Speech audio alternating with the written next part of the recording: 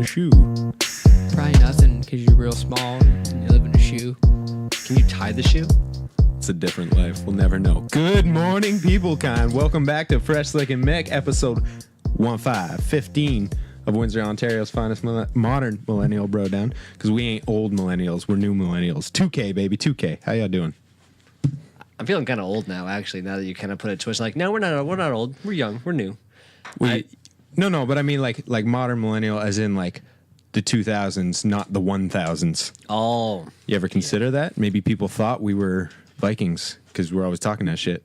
Maybe we are, and we don't know it. I mean, you look like it. That is well, thank you. Slick, you all right? Yeah, man. I'm just waiting for my turn on the mic. Pretty good and high? Hey, we don't talk about what happens in the stew, man. We talk about it often. I know. Yeah, I'm good. I'm feeling good.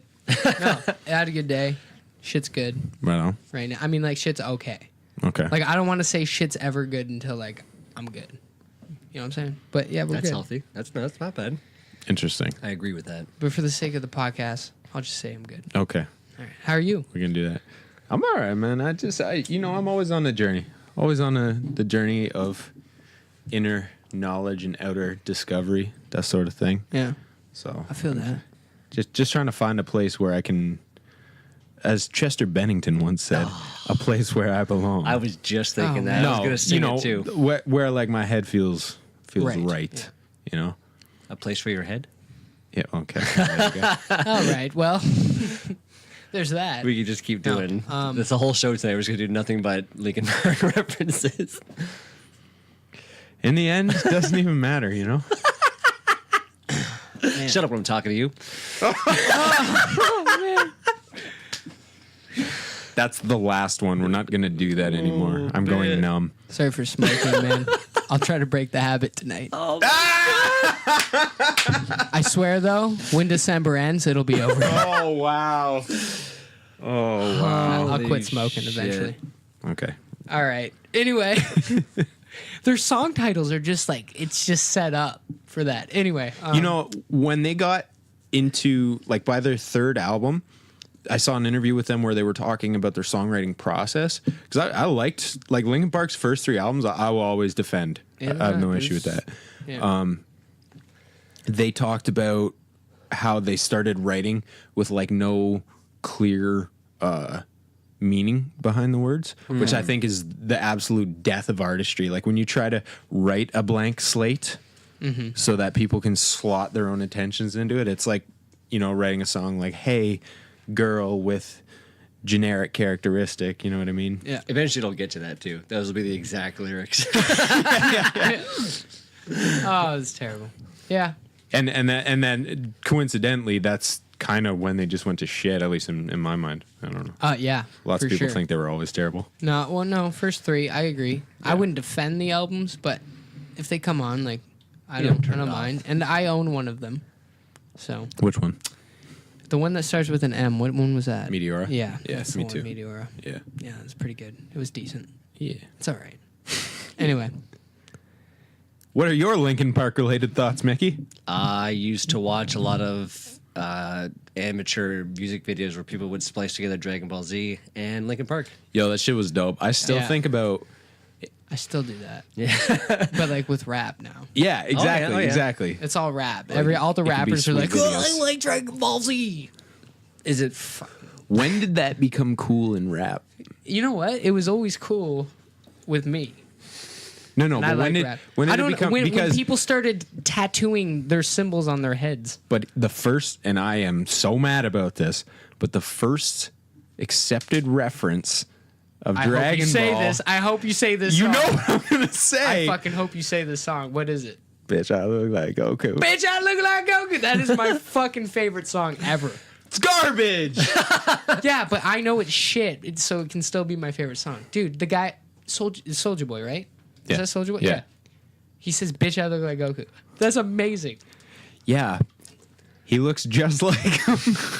No, he doesn't Yeah, at the all. Netflix And it makes adaptation it of great. Goku. It makes it just unbelievably amazing. Oh, my God. Anyway, Do you know how many times I got crunked to bitch I look like Goku? in my all of life? them, every time. Not every time, but like 83.1%. Anyway, That's quick maths. So quick math.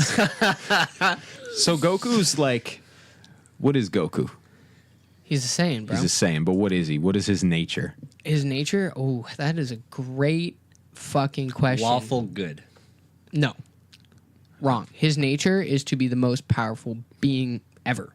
To always surpass his limits and know no boundaries. But always fight fair. no, that's his personality. Okay, so We're just lucky that he is fucking good.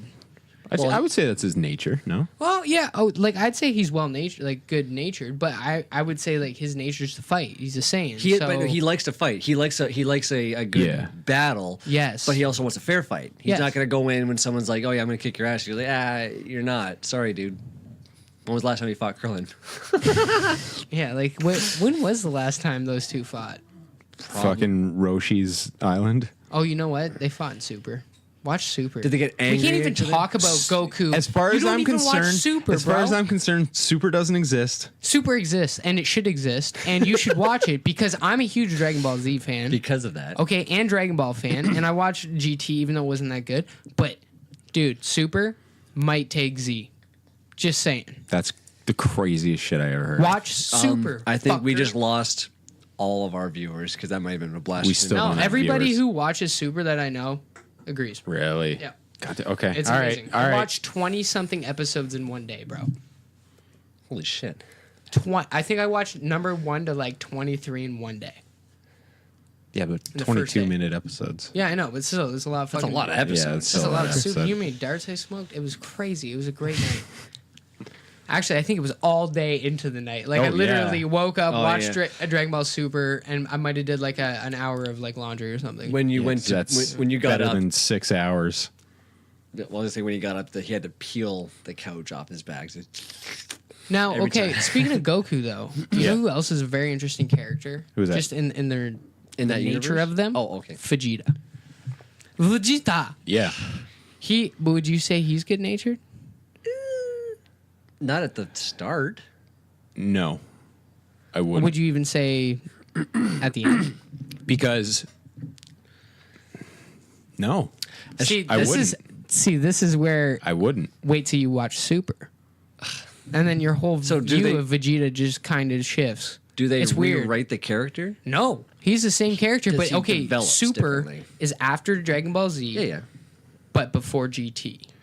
So there's a lot of character development in that. See, because when I think of Vegeta, I think at any time Goku would show a weakness, he would take advantage of that. Right. Like when the Majin Buu thing was going on, he was like, "Oh, I'm so much more powerful than you." Yeah. Well, Kakarot is what he called him. He goes like, "I'm going to do this right now," and he's like, "Oh no, man, let's not do this." He's like, "Oh no, we're going to fight. I get the upper hand now. I will take advantage of that." But so I mean, Vegeta committed mass murder just to get Goku to fight him. I know, oh yeah, that was. but funny. okay, so with Goku and Vegeta always wants to be the best, Yes. but the best ever. Yes. Goku 'Cause he's the Prince of Saiyans. wants to be the best that he can be. Do you That's know what I mean? interesting, and that's because why of he's that, more he ends powerful. up being the best ever. Yes, because he doesn't care. He just wants, like you said, Yeah. to fight fair. He wants a true battle, and he wants to see how he can become stronger. So, are we supposed to take that lesson between those two characters because they came from the same spot? I mean, Vegeta started out significantly stronger. yeah, Oh yeah, but you can take that lesson in like a moral way because you can look at their personalities. So this guy's got a tendency like almost narcissistic, right? Vegeta. Oh, absolutely. He wants to be the best. He wants to be better than you, so he's jealous of you if he's not. So he's always jealous of Kakarot Yeah. because he's always powerful. Goku doesn't give a fuck about anybody except, I mean, he gives a fuck about everybody, but like Yeah. power-wise about himself. He's not comparing. He's always training, always bettering. He's always jumping. He's that's just breaking true. through. He just And does that relates into how they treat people, right? Oh, big Right? time. And- So and a how- narcissistic, power-hungry person like Vegeta will commit mass murder. Where Goku, who's just like very humble and, you know, well-natured and just very like, I don't know, he stays small, you know? He Yeah, trains, he's yeah. got his family, he's got his crew. He's kind He- of an idiot. Yeah, exactly. He's a very simple person. The very first episode of Dragon Ball Z, when they find out that Goku had a son, they're going, so you had to. He's like, yeah. They're like, okay. Yeah. Like that was a foreign concept to them. Yeah. Oh yeah, definitely. It's I hilarious. think though a big thing that you may have missed with Vegeta, because I think back to when they first fought and Vegeta ended up losing because of his arrogance. Yeah, well, that's And what I was getting to. And that's I'm sorry then. No, that's okay. But again, all Goku was doing was going, I need to be better than him. No, he wasn't saying I need to be better than him. It's like, how can I beat him? Yeah, because Goku was thinking about saving people. And all Vegeta was saying is like, oh, I can't wait to kill you because Because I want to be more powerful than you. Yeah. Where Goku's always thinking of new solutions, new ways to And But push help me out here, because I haven't watched the start of Z for years, probably decades. Well, this Why does Vegeta originally go to Earth? because they saw the immense power from Earth, because that little transmitter on their face beamed to him, and they're like, so Raditz was Goku. defeated, Yeah, and he Raditz brushed that. I was went like, first. Raditz is a bitch, but those power levels were something else. Yeah. And I wanted, So it was and- just a challenge. yeah. Well, and I That's what he think was looking right. for, right? And I There- think though I think he thought it may have been also a Saiyan, because like, oh, who can be that strong? I Yeah. think I might be grabbing at straws there, Probably. but And then he brought poor little Nappa along for the ride. yeah. But Nappa. it's very interesting because then you see Vegeta obviously just kind of admit to himself, okay, I'm not going to be better than this guy. I'm not going to be more powerful. And then he kind of just makes a relationship with him and they train together. But now it's like a healthy race almost. Yeah. But he's still narcissistic in a way, but you can tell he's like humbled a bit. You know what I mean? Because he doesn't kill a bunch of people and he's not taking over planets. He realizes that Goku's probably the most powerful being in the universe. Yeah. So now he's just going to stay there and train with him until he can overpower him. More than Brawly's fabulous ass. But Super gets extremely interesting because it brings in a lot of new characters from like parallel universes, and there's a huge tournament. Yeah. And it's really cool. It's fucking dope. I haven't even finished it. I gotta finish. I've just been so busy.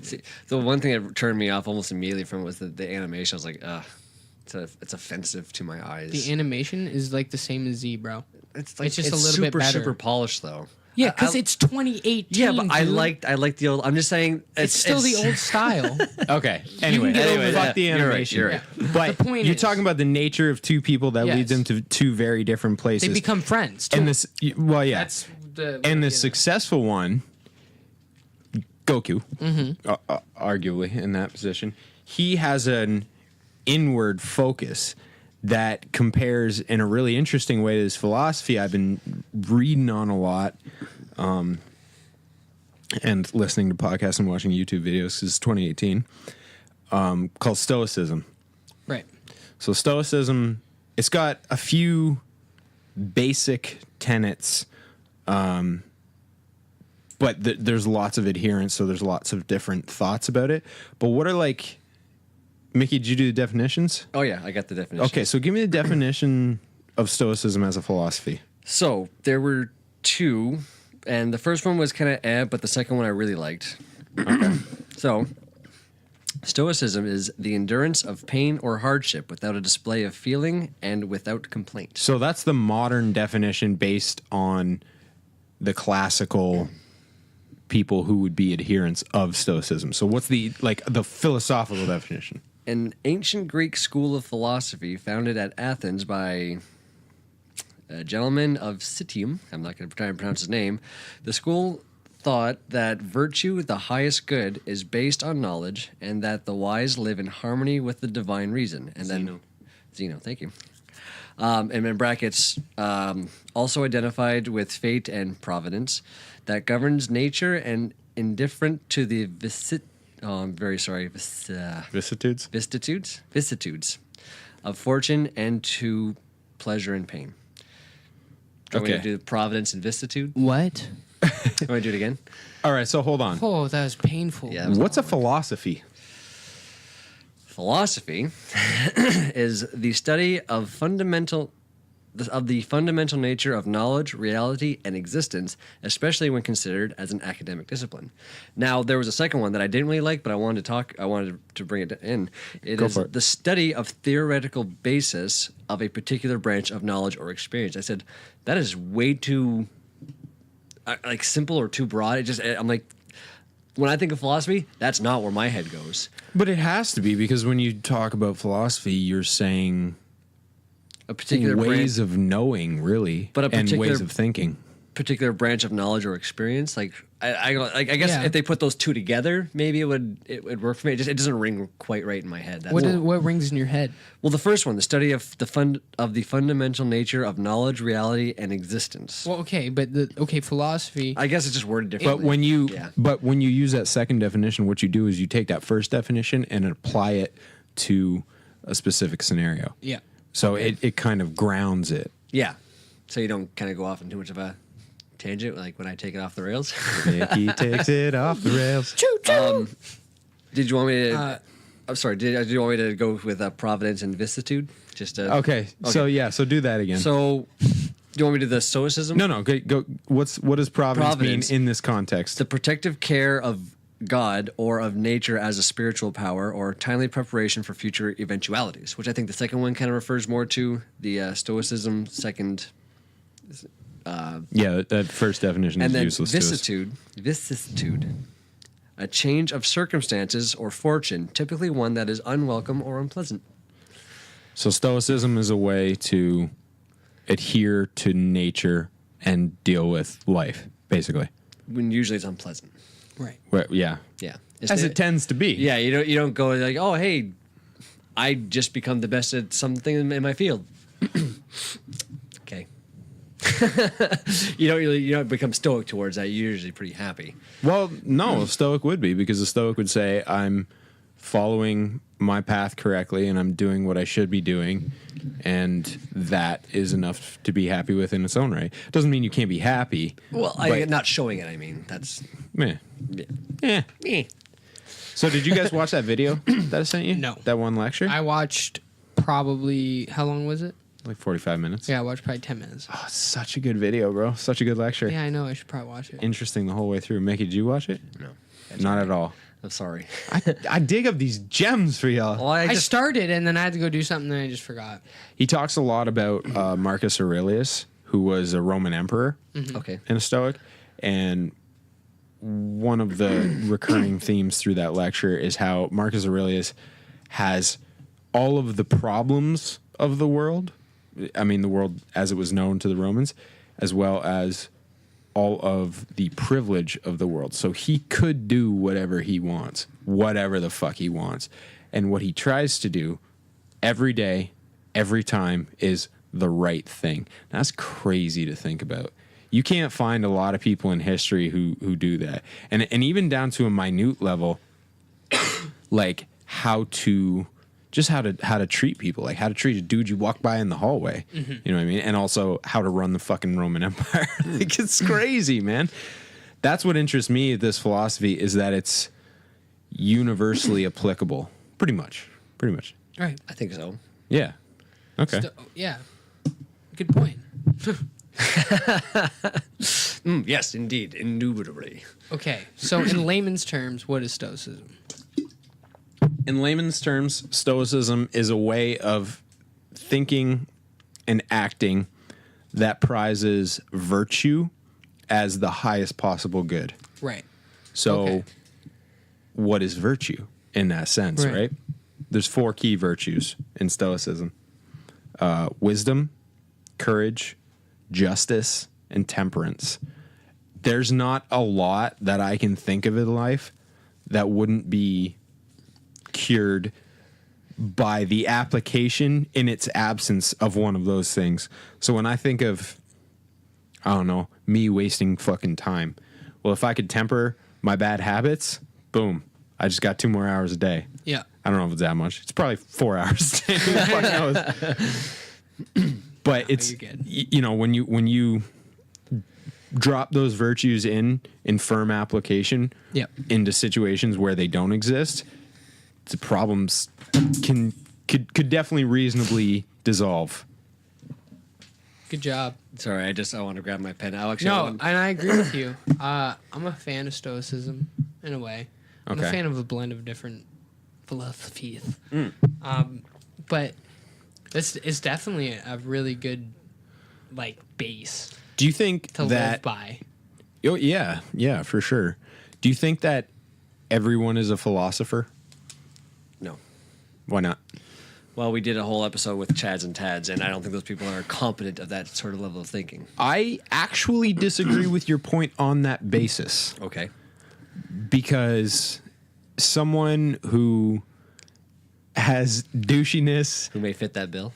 and fits that bill as their nature but knows it is living according to the order of the universe. Okay, If but your dharma is to be a big cockbag, you know, You can be a big cock bag. I can't rightly be mad at that person. Right. Well, I don't know. I figure part of it though is understanding your faults and becoming better. I think the key in whether or not someone is using a philosophy at all is whether or not they think about it. Do you think about what you do? Do you think about what you say? Do you think about what you think? Yeah. Well, like, we can quote myself here, just be happy with yourself. But no, but seriously though, if you Here it comes. You said you didn't even want that to be brought up again. I know, but I can't. It's so perfect. Be happy with yourself. But again, I don't think that you can reach a level of being a good person philosophically or in a stoicism that if they're not trying to better themselves, they realize, oh, I'm a big douchebag and that's what I'm good at. That's what I'm going to do. I don't think they understand maybe on a philosophical level that, oh, I am a douchebag. Generally, it's in the name, douchebag. Nobody likes me. People don't like that about somebody. Why don't I try to become better? And that's, I think, a level that they don't understand. Some of my best friends are douchebags. Thank you. Hi. Hey! Hey guys. Oh yeah, no. Are they philosophers? Does everyone at least have a philosophy? Maybe they don't think about Oh it. yeah, 100%. You think so? I think so. I can say that they have that much. I believe your philosophy is like, this is gonna sound corny as fuck, but like your path, Air quotes. whatever makes you feel good inside.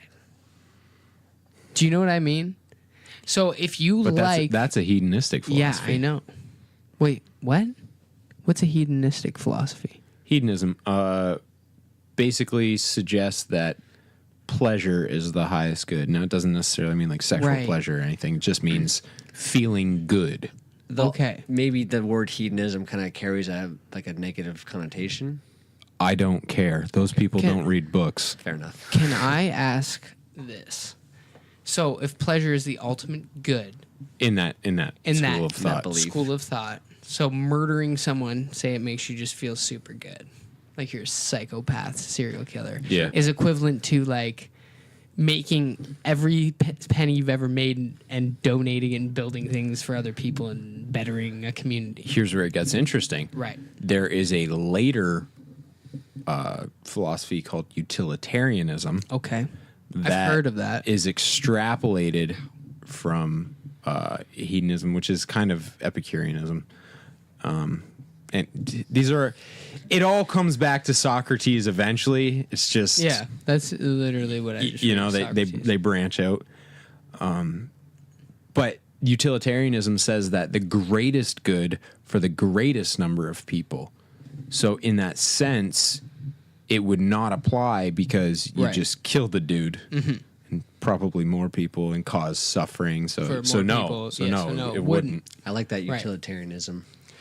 I sounds did really good. too, until you hear It's Mickey. some of the ways that it could go wrong. Like, technically, you got 5 people who are dying of terminal diseases, and they will be completely saved by the donation of organs. And they all have a rare donor type that's matched by one dude Okay. who is perfectly alive and healthy. You kill that dude and take his organs. Oh, so wow, yeah, no, see, Greatest good for the greatest number of people. Is it though? Who are those guys with the cancer? And is this person somebody who's making the world a better place? Maybe that person is Interesting thought, but isolate it. okay. Well, that's why I can't though. I guess that's why maybe I mean- utilitarianism doesn't work for me because I just think maybe that Exactly. guy who is perfect donor See? is trying to cure it cancer. It kind of doesn't bear out. Like I'm like a third utilitarian. Like I think that way in a bigger situation. Until something like that happens. but you can't let it get in the way of anything else. Like, I'm utilitarian where it doesn't interfere with the categorical imperative, which is a Kantian philosophical concept that basically says you have to act as if the thing you're doing at that moment is the same thing that everyone else would always do in that situation. So you would never lie. You would never steal. You would never cheat. Because if there is one situation where it would be the wrong thing to do that, it fucks the whole essence of that action up. Huh. So you have to be the ultimate moral agent at all times. Chaotic Like good. Like Batman. No. Batman would never kill someone because he truly believes it's never right to kill a person, right? It's totally That's- fine to cripple them from the neck down, but That's why the Some of the Joker's shit alive. he does. But then, see, I started thinking like, But then that's not good for people. I know. Can you sort of overlap things? You have you to. have to though. You can't just go. These I'm things just gonna-" clash. They- I'm not saying there's a right or wrong answer. but- I'm just But saying. then again, they it's like, clash. imagine if Batman just one day was like, you know Fuck what? it. Fuck it. Pulls his shotty out, blows his brains out. Joker's dead. There's no more Batman than the Joker. Again, like when you look at it as you said, you think they It's funny because you think about all of the interesting ways they've thought to justify that through the comics. Like, you need me and I need you. And it's Yeah. like, no, really, we just need someone to write about. Yeah, exactly. Well, when you said like they clash, again, you first said overlap. I think it's more of an overlap than a It's clash. both. I just, It's both. That's the thing. That's why life is so crazy, man. That's why I like Stoicism more, because it doesn't really get there at all. It says you control you. So Right. control what you can control and fuck the rest. Because then it immediately removes the concept of worry. And it's crazy how much more you can extrapolate Stoicism in this day and age, because you could, in a very connected world that we have, you could affect so many more things. You could start a project that cleans up the oceans. You could end global warming. I mean, probably not, but in theory, right? Right. So perhaps that does give you more to worry about, but at the same time, if you're not going to do anything about it, stop worrying about it. Right. well, and to quote my mom, she said this to me when I was a kid growing up, because I worried about everything. I hated summer, because when I thought of summer, I was like, oh, tornadoes, I'm gonna die. That's it. Oh, I was horrible as a kid, and then many other things. But my mom would always say to me, she goes, if you can't control it, don't worry about it, because you're gonna make yourself sick worrying about it. If you can't do a thing about it, don't worry about it. Yeah. And I mean, And- you can apply that to anything. Yeah, in life. but it helped me so much. Again, I used to worry about death. I remember I was 16 and I couldn't sleep. And I'm like, oh, I'm going to die one day. It drove me insane. And again, like when I see the bad weather clouds, I'm like, well, I'm going to die. Like I just would always go right to the worst and freak myself out. But I go back to thinking, I can't do anything about it. Just hope for the best and move on. Bro, classic Stoics are absolutely obsessed with death, because it helps you define life. Like if you wake up every day and say, I could die in an hour, Ugh. you want to live the right way for that hour, Right. Yeah. you know? If you're with that philosophy. If you're with that. If or you're else with you that. just get a bunch of like Coke, rent a Ferrari. Hookers and blow, baby! Yeah, let's go.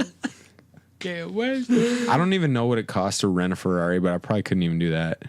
If you have to Like ask, you 200 probably can't No, afford it. I actually heard someone talking. I was walking behind two people, and they were talking. One girl worked at a rental, and they're talking about like Ferraris. It's like $250 an hour or something like that. Okay. Okay, so I could rent a Ferrari. I think so. I think that's what it is. It's like the going rate. I don't know. I don't really know. We'd have to Google it, but I wouldn't though, because I just hate those people. Well, I wonder how much the insurance is, though. Is that like on top of the $250 an hour, or is that part of it? Probably covered. yeah, it's probably covered. See, but what I just did was very not stoic, because you shouldn't hate anyone. Yeah, but that's real hard. It is, but at the same time, you have to internalize that mentality. Like, this is one of the reasons that it's good for me, because so I used to work I'm too close for my comfort again. But I used to work retail Right. for years and years and years. And I always said retail is an industry of disrespect. Yeah. And I had to get, and I still believe that. That's why I go in a store, a service situation.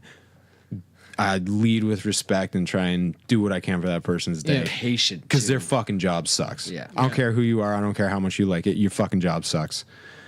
Oh yeah. If you're in retail, that's it. I'm sorry. Hey, I agree. So when I was there, I used to have, jaded young kid, and it just never got any better. This mentality that people are just fucking stupid. And maybe they are. Right. But when you lead every interaction like that, you drive yourself fucking crazy. And I just had sick anger inside me at all times, just grinding my teeth out of my head. I still have to sleep with a mouth guard. I remember that. I can remember. No, Sorry, bro. I can remember you grinding your teeth. Oh my god. Oh, dude. It got to you real bad, man. It did. There's lots of reasons. You put someone in a situation where they're required to deal with all the problems. This is a company I'm referring to. And you give them no power. Yeah. You just basically they're just a shit eating machine. Yeah. That's it. You're Yeah. just a face to take shit. Yeah. I wasn't allowed to fire anyone. I wasn't allowed to do any kind of discipline. I wasn't bad with these things. I had people's respect, basically. Right. But they just didn't let me do anything. So fucking friends of mine were terrible employees. And I'm like, I don't care that you're my friend. I'm going to fire you. And they didn't let me. No wonder I Come was there in for so drunk long. or late or not at all, or some combination thereof. And they didn't let me fire these people. And that's just one thing, Oh, yeah. That's not even counting all the customers giving me crap. Yeah. So I just had this block in my head where I was just like, these people are all fucking idiots. These people are all fucking idiots. I never thought about myself. And not to say that I should have been like, well, how about you? Because, a lot of them were fucking idiots. But it doesn't matter. And that's where Stoicism really clicks with me, because the hurdles I had to jump to be able to do those jobs for as long as I did were things like every human being deserves a basic level of respect, which sounds fine when you say it like that. Unfortunately, it's not fucking true. It just isn't. No. Especially when people walk in and they just got their fucking mad face on. I didn't do anything to you. I don't fucking know you, bro. Right. No. Fuck you. But a Stoic would control what they can control, and then you can do very few things with people. You can live with them as they are, you can teach them, or you can ignore them. And that's basically it, Would this be a level of stoicism? I had an incident with a customer. Again, that basic, why the fuck don't you have this anymore? Well, I used to carry this all the time, and now you don't. And you just think, does it look like I make those decisions? Do you think if I was on my fucking knees right now, putting shit away, I'd be making the fucking calls here? Yeah, the people who make those calls don't wear smocks. No. But go. okay, so I assessed the situation, and immediately what I did was I said, yeah, it's fucking bullshit. I don't know why they don't keep things that obviously sell well. I don't understand why they don't do this. And yeah, you got the right to be mad. Totally diffuse the situation because he's like, yeah. Like they don't listen to us. Like, okay, they don't. Would that be? Or that just Not me, really. It's just good people management. Yeah. Well, again, I've been doing the retail for fucking, oh God, I God. fucking hate retail. 11 years. I've been in it for 11 years. I've never done retail, Good, don't. but I did like the arena. That's a lot of fucking people. Yeah, that's drunk people. There's like 7,000 drunk people, sometimes more, depending on concert. Think I would put that in the same category because we had to deal with douchebags. Oh, yeah, they had to sure. deal with drunken douchebags. In certain ways, definitely. But you know what? I will, and maybe I haven't dealt with it enough to know, but I will take drunken douchebags at an arena over soccer moms all day, every day. But there's a lot of soccer moms too.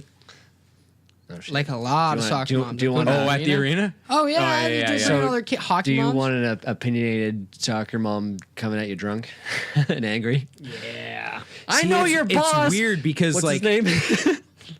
yeah, it's weird because 23-year-old me, who like I was in positions of authority even then, would react completely different. I'd fucking bite down, you know, I'd have veins popping out of my forehead. Now, homie, don't play that, man. Like, don't you? Who the fuck are you, bud? You're gonna talk to me like that. I don't care why or what. I got talked to like real bad lots of times, but I knew that I could control one situation, my job. So by me controlling my temper, controlled the situation of me not losing my fucking job. So I just take it because I knew I can't talk. Like we are told that you cannot talk back to people. You can't. Some people, you can't even talk to them. But what did that do to you internally? That's what I'm concerned about. I was smart enough to. I don't know. I can't speak for everybody. For me personally, I could switch it. I could always switch it on and off. So by me knowing, yo, I'm just doing my job. Yeah. And you can yell at me all you want. I don't give a fuck. You need a pass to pass my motherfucking tension band, okay? I don't care what your name is, who your son is, who your best bros are. I don't care. If you resolve the situation by calling somebody or whatever you got to do, that's great, man. If I get the okay to let you in, I'll let you in, and then you're gone. But if it was on like a personal thing, that's hard to do, though, man. That's really hard to do. For doing that. Keep going. Like, dude, I don't know. I've just always kind of been like that. When it doesn't. I fucked with this shit when I was young, though, man. Like, I read a lot of this kind of shit when I was like in high school. Yeah.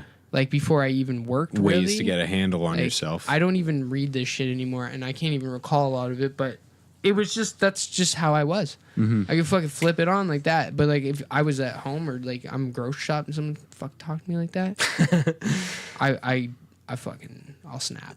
See, that's why I got the mean look face is so no one just talks to me. Oh, I love it, dude. One of the best things I got out of the 4-Hour Work Week, which fucking that book changed my life in so many ways because that's where I found out about Stoicism. Mm-hmm. It's not really very involved in the content of the book, although you could clearly see its application throughout. But he mentions it in passing. Anyway, one of the he gives you comfort challenges to try and like change your way of thinking about going about your day-to-day life. And one of them is just make eye contact with people. Oh yeah, just hold eye contact with people. Oh my God, the power in that. It's crazy. It's so fucking powerful. And that's another thing. I can't do it like I can on a day-to-day thing, but I prefer not to for some reason. So like if I'm shopping or anything. I remember we talked about this, and for me, I use it, but then I totally flip it on itself. Yeah, because you're just Mick. You're just like, hey, man. Well, when people make eye contact, I'm like, hey, complete stranger. Every time someone's there, you know that guy? No. He just made eye contact, so I'd say, hey. Good morning. Be happy with yourself. Yeah, be happy with yourself. It's just how that's another thing I could flip, because at work, I wouldn't care who you were. I'd look you straight in your eyes. Yeah. Like, don't care. You're a millionaire. I don't give a fuck who you are. I'm doing my job. This is my job. I just can't help it. I just have to be nice. That was when I was a good employee. But on the how handling it, again, Fresh can attest to it, it would destroy me. Really, eh? When I would get chewed out, or something else. When I would get chewed out, You were going to say eaten out. I was. You should have. And I couldn't do anything. Once or twice. It would destroy me. Like a little part of me always died when I got chewed out for something that I had zero power over. Really? And hell, I can even remember when we were at the not place to mention when we were all in the back, and our boss at the time said, "There's nobody on the floor." I was going on my fucking break, and I jumped on the floor. Do you remember that? No, dude, that place was a 24/7 shitstorm. Fair enough, but there's a lot of specifics I don't remember. After I bolted out and the person who was supposed to be on the floor left, you and our boss and the other boss. Was that the bitch who almost died? Bitch almost died. Yes. Yeah, yes. Okay. You guys had a laugh. You go, like, Sean's like a puppy. Because it was the exclamation of "No one's on the fucking floor," and I was, "Oh God, that's probably me then." And I just took it as it was my fault that everyone was back there. Yeah, this is not a healthy mentality, bro. No. However, though, just before I left my previous job, I had a moment of super control of a situation. Someone came up to me, super dick attitude, And again, asked me, where's this, where's that? And I felt like time froze for like 5 seconds for me to think to myself, it's okay to be a dick. It's okay to be a dick. It's okay to be a dick. Turned on my heel and said, I'm sorry, can I help you? Like, super sternly, super like I know Like what a you sassy white well, like I know basic what, girl? I That's know what Mickey you being mean. Well, no, but I was like, I know what you just said to me. I can't say like the fuck did you say to me? I was like, I'm sorry, can I help you? And they go, oh, and then they ask politely, oh, hey, I couldn't find this. I go, yeah, we're out of it. Sorry. Well, that's the best I can do at work, right? You see the empty shelf, dog? But I felt so good. I was able to just sternly pretty much tell him to go fuck himself. Yeah, it feels good to be in control of yourself, bro. You guys want a tip? The best way to respond to anyone saying anything that is just all bullshit. And just Okay, how do I respond to you? Oh, all the time. You just say this. Cool. You take a lot of power away from them when you You say might that. be onto something there, buddy. So they go off. They're like, oh, blah, blah, blah, blah, blah, blah, blah. All you do is, cool. Cool, bro. You don't even put the bro. No, you bro. say cool. They don't deserve a bro. It's kind of like when you're texting a girl and then like you put K, or they put K, right? Like this is the power trip. Like cool, and then you just immediately direct your attention to something else. And they're Right. just like, that guy literally just brushed me off, Yeah. but acknowledged me. Man, I've gotten so much better at dealing with certain things because, I mean, You hang out I- with us enough. but I work sales now, so I still get lots of BS. You know, you learn to cut the fucking rants off because Okay. it doesn't do anything. And, oh, people just want to be heard. I don't care. I'm not here for your fucking hurt feelings. Twitter's Yeah. for. How can I help or go away? Yeah. Yeah. Like how are we going to advance this situation? And like I've gotten so much better in all scenarios. Like when we're in Toronto and that girl was ranting at me. That's what I first went to. Dude, she didn't take a breath for 45 minutes. I was just like, okay, what the fuck can I do to make you happy? I mean, her answer was come over. So I was less than stoic at that moment. Far less than stoic. And then Mickey passed out. Yeah, everybody passed out because it was 4 a.m., dog. And Mickey good was night. just snoring. Oh yeah, sorry, my I bad. was up worrying About me or Mickey? about everybody. Mickey has a congenital heart failure. I can tell through his Mama For stomach. some Mitch. reason, everyone just comes to me now. It's probably because I don't drink anymore. I'm like that person they all confide in. Oh, so you're the stable one? Yeah. I'm like the driver. Well, what philosophy do you use, Slick? I use Slick's philosophy Weed? or Slickosophy. And it's go fuck yourself. No, it's, I don't know. Something I to that just- extent, though. Dude, is he related to Goku? Go fuck yourself. No, Slick is, though. Related to Goku. You or look go like fuck him. yourself? Yeah. Bitch, I look like Goku. Okay. But no, honestly, I'm horrible right now. Horrible right now at dealing with things in my life. I'm getting better, but like for the last like year and something, Yeah. just a train wreck. Do you have any kind of either now or then or at any point in your life any kind of internal maxims or philosophy that you use that you like when you're going to shit, you're just like, okay, remember this one thing or anything? Well, I'm constantly in shit. as the great late Mac Miller, R.I.P. said, I've been in the shit so long that I don't smell. Right. So now, No, that's from darts. What's darts? You can't But- smell. You're like, oh, cigarettes. Oh, for fuck's sake. again, we're gonna get you on it every time you light a dart. 10 push-ups. You're gonna be jacked by Cool. Christmas. Cool. Or dead. Cool. Dead by Christmas. Cool. No. So now Oh I my just God. I Yeah, don't kinda, work on me, bro. I know. Only on certain people. Yeah, not me. I feel that So now. so now I've realized, okay, my life is not where I want it to be. I had a shot at like kind of like a normal life, but apparently that was not my path. So I'm like recalculating. Do you know what I mean? What was that? Well, I had a Is- 9 to is- 5. I had a good job. I had a Oh, house. yeah. But for some reason, all the shots I was given, I just ignored. You know, Get out of my personal space, man. right in his fucking bubble, man. sakes. That's like the edge of my bubble, dog.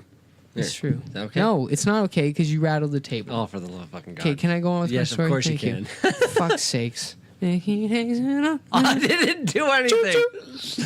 Choo-choo, motherfucker. So, choo, motherfucker. So, okay, all right, anyway. Yeah. So my life is shit in the aspect that, like, I'm not where I want to be at all, like, very far. Right. But now I embraced it. I embrace it now, and I'm like, this is where I am, and I honestly have no option at all other than to take what I got and work with it. But So now I have to look at it. I'm a future thinker, dude. I'm a Yep. future worrier. I'm a past regretter, but I'm not a present liver. So now I switched it right That's to all wrong. I gotta live in the present, appreciate what I'm doing and the steps that I gotta take to get to where I want to be. okay. That's my philosophy right now. It seems to be working. I'm a lot more chill. I don't flip out on little shit because of my internal struggles that I don't know how to handle. Okay. So yeah, that's it. Okay. That's what I got right now. How about you, Mickey? Anything like that you? So help me God, if you say be happy with yourself, I will wreck you. Oh, please fucking say it. Well, now I kind of want to. I feel like you guys are egging me on. To quote Slick 2.0, I will strike you down. Well, again, a bit what I said earlier about how my mom helped me deal with things that I couldn't handle. I still, to this day in my adult life, will look to that and go, okay, I can't handle it. I need to focus on, not necessarily, not focus on something else in the sense of ignore what's happening, but understand that I can't do anything about it, so I may as well do something with my time. Is that, but okay, what I'm looking for is practical application, not what you know you should do. Like, what do you actually do in those situations? Because I'm getting fucking better at, like, actually using this shit. Like, Father, forgive them, for they know not what they do. These people are small and petty and bitter, so deal with it and move on. You know what I mean? Yeah. Because people are small and petty and bitter. That's why fucking Stoicism works for me. I'm not required to assume anything good about anyone. You know what? I can control me and fuck them all. Help them, but fuck them. Right. Help fuck them. Help fuck them. You know what? So what do you actually do? I think I've actually been doing exactly that with most of my life. Again, in retail, when people, they just... Okay. Let's not talk about retail. Okay. So how I just deal with people? Because you are a multidimensional person, and when you go out into the world and are not at work, I see a better, happier Mickey. So how are you living then? I guess I'm really living in the moment. Straight up. I don't think about what I need to do, what I did. I am, like, I've been driving a lot with school and having to pick people up and going back and forth. Straight up talking, laughing, enjoying the moment. I'm not worrying about what I'm going to do, what needs to be done, the things that I wish I was further in my life about. I don't think about that. I feel like I've really been able to ignore negative and live in the moment. Are you conscious of yourself at those moments? Yes. I will, because I used to worry about everything. And then I would think, I'm not worried. Now I'm worried that I'm not worried about something. I would have that kind of vicious cycle. But now I can just go, I'm just happy to be here. I'm hanging with my friends. I'm talking with people. I'm alive and healthy. I have become consciously aware of being in the present, not just kind of going, oh shit, fuck, oh geez, an hour went by. Like, I am fully aware what's happening. Jeez, I hope you don't drive. No. And then look at watch and be like, oh man, where was I for this hour? Yeah. Although, would we really be surprised? He's just on the racetrack. This kid's fucking driving skills. Okay, now I want to ask you what, when you're alone, because this is where it really matters. Great. You don't need to know about when I'm alone. Yeah, I do. I want to know your whole life. Okay, so when you're with your buddies, or like when we're doing this podcast, or you know when I'm making music, or when you're writing, or when you're forging, whatever, you're in the moment. But when you're just alone, do you ever just sit there, no TV, like put your phone in another room, don't meditate, none of that shit, like actually think. You're attacking me? No. I'm just saying, don't do anything. Like meditating is still doing something. Yeah, fair. Right? It's meditating. Like don't do it. Let your brain think. Have you ever done that? Like, when's the last time you did that for like 15 minutes straight? You told me that maybe a month or Let two yourself ago. be bored. Let your mind go. I've done it a few times. I stopped, even because I always got a book on me. Yeah. So if I'm going in somewhere, I don't know, maybe like a waiting room or something. Right. I won't. If I know it's not going to be too long, it depends where and what it is, right? But like certain situations, I won't provision for that. Like, I like to leave my phone away from me anyway, but like I won't bring a book, and I'll just like sit there and just, like you said, let my mind wander. Right. Even honestly, bro, just laying in bed, like, because now I've been trying to get better at sleeping. Thank you, Mickey. Cheers. And so I put everything that might be a distraction away from me. Yep. And I just lay there, and eventually you sleep. But there's a period of time where your mind's just wandering. So yeah, I've been trying it. I've been trying it. You know where you should try it? When you're walking your dogs. Ooh. Quit reading.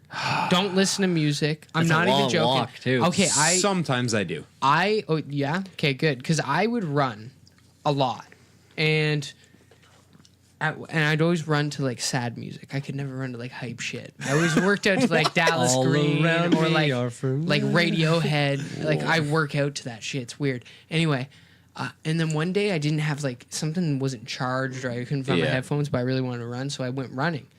And then ever since then, I stopped running with music because I just let my mind think and like just hear and see everything around me and absorb things and just watch things. It's weird. It's totally different. It is totally different, and it's kind of something that I only realized lately, and it was probably after you told me that thing before. But for example, last week I woke up really, really early, and I was beat to shit from working out. Anyway, it doesn't matter. So I knew I wasn't going to the gym that morning, and it was a beautiful morning. Right. So normally, if there's enough light, I would take a book. Otherwise, put a podcast or some music or something, right? Fresh Like a Mick. Yeah. Obviously, all I listen to is Fresh Like a Mick. Obviously. And I was just like, I don't want anything in my ears, and I don't want to have to hold a book. I just want to like walk and like live then. Free. And so I wasn't necessarily going for the live in the moment thing, but I was just like, it's such a nice morning, stars are out. I love that shit. I love being up when no one else is up. Yeah, that's fucking awesome. That's one of the best things about getting up early. And Side note, that's one of the best things that happened to me when I quit drinking is getting up fucking early as fuck. I love that too. Okay. Anyway, go Yeah. on. Oh, Well, shit. no, that's pretty much the end of the point. I got so much thinking done, and it's not that you're necessarily making any kind of progress, because if you're trying to force something, it's never going to work. Just, Right. let your mind go, like you said. Right. Yeah, you got to. And I think it's important because then you catch yourself. You really start developing like your thought patterns and how you control thoughts. Because if you let the thought come in and leave and you process that thought instead of like stalling on it and like worrying, you just let your brain. You literally go kind of like on autopilot. Sure. You just let your brain solve the problem or the thought that came into your mind, and then let it leave and find the solution instead of just worrying about every single outcome. But if you do catch yourself worrying about every single outcome of that thought, then take note of that and change it. Try to change it. Yeah, right. if you Start can. acting like thinking is an activity. It Right. is. It is. You can make it like a workout almost. I had it was back in the day. I was just starting to see a girl, and she had like messed around with a buddy before. It was a convoluted situation, but I was like, I really liked this girl, and she was really cool. And I just I was young and really bad with jealousy at the time. Mm-hmm. So it's not like I cared. Like I wasn't like, oh my God, they kissed or whatever.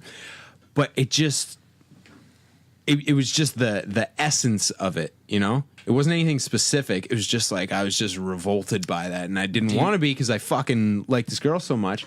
And I was walking my dogs, and my fucking MP3 player died, and like that was back in the day. Every walk was 2 or 3 hours because I didn't work out or anything at the time.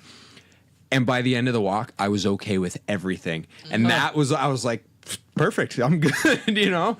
Yeah, so yeah, man. it's like a real activity, processing. You asked me a question earlier about philosophies that I apply to my life. That was actually a huge thing. So in high school, man, even after high school for years, even though I drove, I would walk. And I wouldn't just walk like somewhere. I'd walk. I would go on a walk. I'd walk to like the river and then I'd walk down. Yeah. And then but no music. And I just think. For every day. Almost every single day for like years I went for a walk. Even if it was just like around the block, I'd force myself to do it. I mean, sometimes music was involved for sure, but a lot of the time I would just take my headphones out. Or if you play sports, people have music all the time. Yeah. Just play, like, I'd go shoot hoops and just think, well, I'm balling. But it's cool. It's weird. It is. No, I get it. I get it. It's just weird. It's like, if you can find a way to amp yourself up for something in your head without music, you're already a step above. You're miles above everybody else. Bro, I was fucking doing, I was working on my bench this morning. Like by far my weakest lift. So I have the music in, but it's just, it's not background. I do, it gets me hype, but it doesn't get me all the way. So I still got to hype myself up. So it was 4 sets of 8 at like a pretty good weight. So every time at the start of it, I was going, come on, motherfucker. Because that's what I do, right? I hype myself up. Who the fuck cares? Everyone's got headphones in. Mm-hmm. Yeah. Except for the girl on the bench beside me today. Oh, and then I racked it and I like popped up and, I let myself be hyped for myself, you should. Yeah. Absolutely. And I looked over and I realized she didn't have any fucking headphones on. She's just laughing. I'm like, hey, whatever, Hey, man. This is me. Accept me. I'm happy with myself. See, I don't know if I've been able to fully do what you guys are talking about, because for me, when I'm alone with my thoughts, I guess I kind of get creative.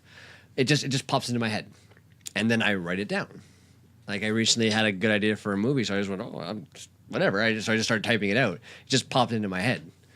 I wasn't thinking about writing a movie. I wasn't thinking about anything to do with it. I was like, But even if that does happen, try to avoid that. Doing anything about it. I thought it was a good idea. No, it is. No, that's fine. Yeah. I mean, if it's a really good idea, write it down. Well, we'll see, that's. I'm just saying, like, try to do it. Okay, like there's times when I'm like, I'm just gonna chill and think, and then, but like I'm like, no, I really want to go, make a fucking beat.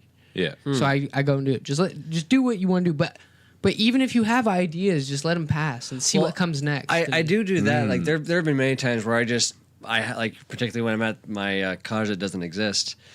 There's not much to do up there. Outside, sure. Like if it's piss pouring outside, you're sitting on the front porch watching the rain, and you're just watching it. Yeah. See, and that's you're beautiful. just like nothing's going through your head. Yeah, that's sweet. It doesn't exist though, so that never happened. Well, it would be sweet. It would be sweet. It would be sweet. I guess I don't actively think about it, right? I guess Mickey's too much in the present to think about things he did before. No, No, you don't have to think about things you did before. Well, think about if I've done what you were Slick's talking point about. is like processing, right? Like it's like mental clearing almost. It's like defragging a computer. Yeah. It's like clogging it up with a bunch of shit. When was the last time you thought about defragging a computer? Right now. Probably do mine. And no, it's just like it kind of lets you know where you're at. And then you're just like, sometimes like even, I catch myself all the time like, oh, fuck. I should have did that differently. Well, next time I'm going to do that differently. Okay, then you know what? That's a great example because I have done that. I've thought of something that I did in the past. I go, oh, what was I thinking? Oh, well. And then just move on. Shot. But yeah, you just kind of put yourself in check. Then you think about the future. But then you think you have to really narrow it to the present and be like, okay, that's great. We can worry about all that shit that might happen, or we can be pumped about it, or just pissed or depressed or whatever feeling you want to be. But why don't we pick one and then live presently and work toward it? But that's what I mean. Right. I want to fucking boil that down into like some maxims that you can always have going in your head. I'll give you one. You know what I mean? First of all, Nike, just fucking do it, or Shia LaBeouf, whatever one you want to live your life by. But seriously, that is I have wasted, other than drinking, more time thinking about things that I can do than actually doing them. Yep. So just get some sort of mental process. And that process to me is kind of like Stoicism. I'm almost on board with you here with that whole philosophy. Yeah. Because don't worry about what that guy's doing. Yep. Don't worry about if that guy's making more money, or don't worry about if that girl's, traveling the world. It's like, that's great. That's their path. That's cool. Good for you. Worry about what you can do, right? Yep. And just go do it. So that's the first thing, is like tunnel vision on yourself for whatever you're doing. Fall in love with the process. Live in the moment, but just do it, and do it to the best of your ability. That's why when we started this podcast, I'm like, no, we're not going to just record it on a phone and post it. We're going to fucking do it the best we can, because I know we can do it the best we can. Yeah. Right? So, I feel accomplished now. well, not yet. Well, a little Wait. bit. Little baby Okay, steps. yeah. Baby steps. Sorry. You're just doing what you should be. Stop Yes. being happy and get back to work. Idiot. So that's one. The other one is always reflect. So it can go with yourself, your thoughts, like I was saying, or like your art form. I always listen to my music, and I always reflect, and I always love when people listen and criticize me. I'm not gonna be like, fuck you, man, get the fuck out of here. I'm gonna be like, yeah, I'm gonna like turn it up, try to listen for it, hear what you're saying, try an idea, but at the end of the day, if I like that better, I'm going to go with that and thank that person for bringing it up. Or if I like my original idea, I'm going to stick with it. Yeah. Constructive criticism, though. Yeah. Not just somebody going, this fucking sucks. I fucking love nasty criticism. Really? I do because too. the thing that's couched in friendly nature, let's say, Okay. I trust it less. I really do. I really don't do. sugarcoat it. I don't want to know what my mom thinks of our podcast. I don't, because she's going to be unable to be completely savagely honest. I don't Right. want my mom to listen to our podcast. What's up, girl? Call me. No, but I want the thoughts of the people who are like, oh, I'm going to check this out. Like, oh, like that was cool, but this guy's a fucking moron or whatever. Whatever it might be. I want that. Yeah. I love hate mail. Yeah. I honestly, Email us and comment. dude, love hate. if I had a beat on and I was like working on it and Fresh walks in and goes, yo, bro, that is garbage, I would probably delete it immediately. I mean, I've made my thoughts on trap snares pretty clear by this point. Yeah, but I'm still sticking with it. Okay, all right. It's out there. It's out there. But yes, I take any criticism, even if it's harsh. I appreciate the harshness. If you can be harsh with me, and I like in a friendly way, right? It doesn't even have to be friendly. No, like in a good natured Respectful way? Like, dude, that beat is shit. Don't put it out there. Yeah. Okay. In a good natured way, not like, yo, your whole your personality is shit and I hate you. Well, yeah, because if it's just hate, then you can't Yeah. listen to that person. Okay, Exactly. Yeah, you know fair what I'm enough, saying? Fair enough. So in a good natured way, I appreciate that for sure, and I'm not going to be sour against that. Right. Yeah, I've done that before in my life, and I've learned that is not the answer to how to take that. So there's an application in all of these philosophies, even when you start talking about philosophy, like I'm going to think about how I think, Yeah. right? Okay. Of discipline, self-discipline. Now, one of my dudes, Jocko Willink, he's got a podcast. First heard him on Tim Ferriss's podcast. Again, 4 Hour Workweek. See, this is like all these positive changes for me start at this fucking book. There you go. And my mom gave me that. Like, my mom's the root of everything positive in my life. Yeah. So it's just Shout out. just Mom just jobs. the truth. Just the truth. What? Get the fuck out of here. Mom jobs. Just I kidding. think this is something else. Mom jobs. Okay. Anyway, yes, hashtag mom jobs. Anyway, so Jocko's thing is discipline equals freedom. Discipline equals freedom. Mm-hmm. Interesting. I just that's one of those things for me. That's what got me on the wake up early, gets to the gym train. That's what got me really focusing on my nutrition. Like, because it wasn't the dietary shift that made me start eating healthy. That made me start eating different. Mm-hmm. But like I was like, okay, if I'm gonna do this, I'm gonna do this fucking right. Yes. Yeah. But know? you're right, 100%.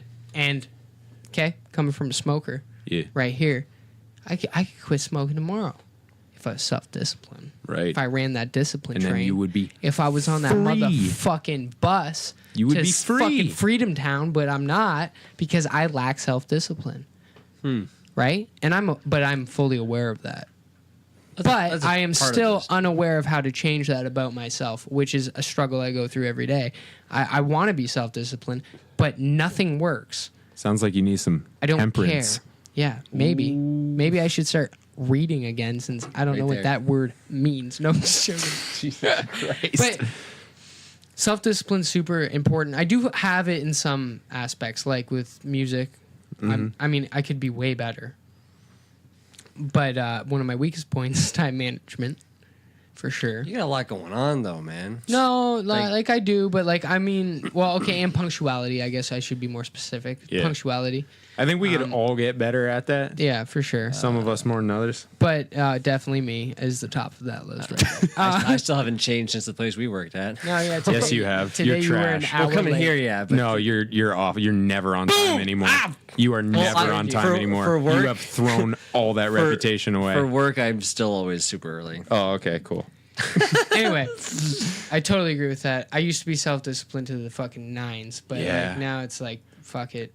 But that's because I've kind of like, I don't know, I've opened up my way of thinking, and it's like, it kind of resulted me in being this way.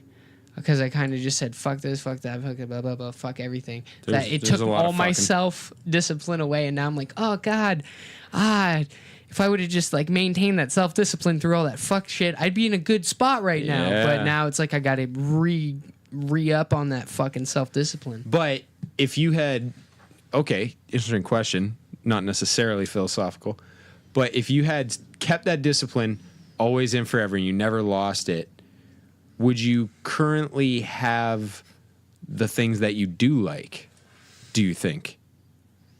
If I would have kept that discipline, my life would probably be completely different. Therefore, Right. my likes probably would be completely different. So, in a sense, yes, and in a sense, no. They wouldn't be the same. Okay. But I'd probably be happy with where I was in life. Okay. But I don't touching on fuck that- with like, you know, the universe will give you what you need. Like fuck that. You know. I fuck with that in a sense. I never used to until shit started going down.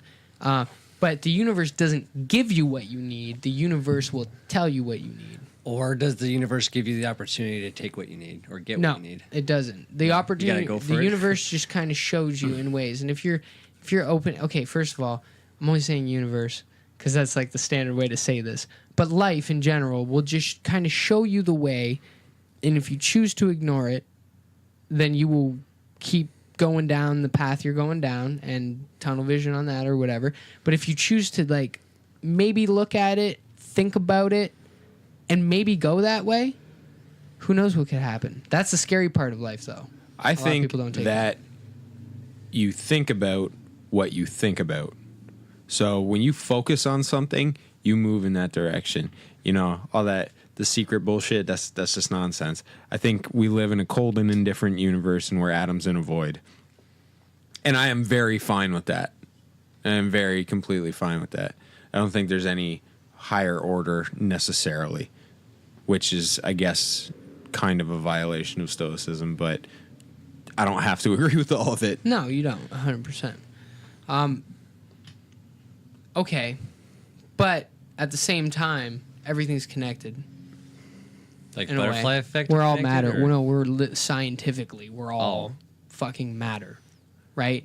So my view on it is kind of like we're all kind of connected spiritually and scientifically. So if the universe now throws something at me, I've lived two paths. Actually, like one path, then went back to that path. So I know my life was a fucking train wreck disaster when I ignored signs. When I ignored blatantly obvious signs that something out there, like energies, vibrations, frequencies, whatever the fuck you want to call it, just something didn't meet up correctly, but I still chose to go that way, it kept getting worse. Okay, ground this for me. Give me a fucking example here. Like what was the sign you ignored? Anything alcohol related. Do you want a specific one? Because I have a million. You don't even have to. Like, people who have problems with alcohol shouldn't drink alcohol. That's not a sign from the fucking universe. Okay, but I didn't know because I was young. So maybe it was the universe telling me, yo, you got a problem with alcohol. Right? You know what I'm saying? I'm talking about like when I was like 19. When I first started drinking and then I quit for a bit, my life got immediately better, but then I went back to, partying. And then I stayed partying. Right. So maybe that was like, hey, man, maybe you shouldn't drink alcohol. And then I ignored that whole, hey, man, maybe you shouldn't drink alcohol, and went and drank a bunch of alcohol. Then anytime after that, that's not relevant anymore. You know what I mean? The first time that is relevant, I feel. Anytime I would quit and have that thought again, I've already been warned, and I keep choosing to ignore it. I just don't think there's any fucking cosmic message being directed at you, even once. What do you mean cosmic message? Well, we're talking about the universe, right? Yeah, but we're talking I'm just talking about the relation between things. Like, okay. I think your relation with alcohol was always bad, and that's why it looked like that not always. at the start. It wasn't always. You had bad tendencies. Yes. Yeah. So that's... No, not at the beginning. The first, 2 years I started drinking, no, I was good. I was, legitimately a good drinker. Didn't drink a lot, but I would be, the guy people wanted to party with. Then after that, it kind of went downhill. Anyway, okay, maybe drinking was a bad example. Okay. So let's see. Past relationship abuse, for sure. There are definitely signs. Definitely ways out. Definitely exterior signs. Shit like that. I don't want to get into that too much. So I ignored a lot of that, and it just really made things worse. But I mean, better in a way. Being my kid, but still. Life extremely stressful to the point where it shouldn't be that stressful. Yeah. But something like an old friend, we got in a big fight due to alcohol, and we didn't talk for over a year and shit. And I get a pocket dial, and boom, it's him, legit pocket dial. I'm like, because I messaged him, hey, do I need to call you back? Do you need something, or was that an accident? He's like, it was an accident, but if you want to talk, we can. Wow. Started talking. And our friendship is continuing to surprise me now every time we hang out. I'm expecting this one thing that I'm used to, but since we're both in a different mental state, and I quit boozing, and now we hang out a lot sober, the conversations are just taking turns left all the time. Shit's coming out of his mouth I never thought I'd hear, and he's doing things I never thought. And so it's interesting, but I took that sign, and I'm glad I did. Okay. In the long run. So those are just two examples, I guess. I hate saying the universe gives me signs. I don't like that. I just think that it's on your side, and it's gonna I don't know. There's an internal compass of which way you should go with your life, and things are gonna present themselves. But it's up to you, right? Yeah. It's up to you to grasp them, or just be like, no, not this time. Maybe your friend's issue with alcohol is a sign. That was my issue with alcohol. No, but just seeing it now is almost a sign saying, remember this? Don't go back to that. And maybe it's setting you on a path to help this person. Yeah, there's many things. But that's not really what I was getting at. You have to say that because you're the Pope. Yeah. Anyway. I have to say that because it came to my head. And fuck the universe. For real, though. Fuck it. Yo, so one time, I was walking out of a Tim Hortons. Dope. Did you have coffee? I know. Oh, my God. Of course I had coffee. Cool. So, yeah. Cool. And my buddy, we were doing bank runs. We did bank runs for the store. Sick. So we had dropped off the fucking money and go to Tim's on the way back to the store. Okay. And it was poppy season, So he's putting money into the thing, right? And he's just dumping fucking loonies and toonies in there, just fucking giving her, right? And I'm like, okay, bro, I think that's good. A quarter is probably good enough, right? And he's like, no, man, gotta support the veterans. Keeps going. I don't know how much fucking money he put in there. It could have been 10 or 20 bucks. I don't fucking know. Cool, though, right? Whatever. Hey, whatever. And I mean, now, principally, of course, I support that. By that time, I was just a fucking jaded, callous goof. So we walk out, and I'm like, man, how much money did you put in there? He's like, I don't know. whatever, it's cool, it's for the veterans. And I go, man, fuck the veterans. Just then a giant gust of wind comes and just takes my coffee and fucking throws both. I had two in my hands and it just, and they're just gone. And he's laughing his nuts off, right? Because he's just sitting there holding his one coffee. And I'm just looking at it and we're like, I probably deserve that. Yeah. Wow. So we walk back inside and I was like, I said something bad about the veterans. And they start laughing. I'm like, and I show them like my fucked up cup, and they just gave me a free one, whatever. But Nice one. I was like, yeah.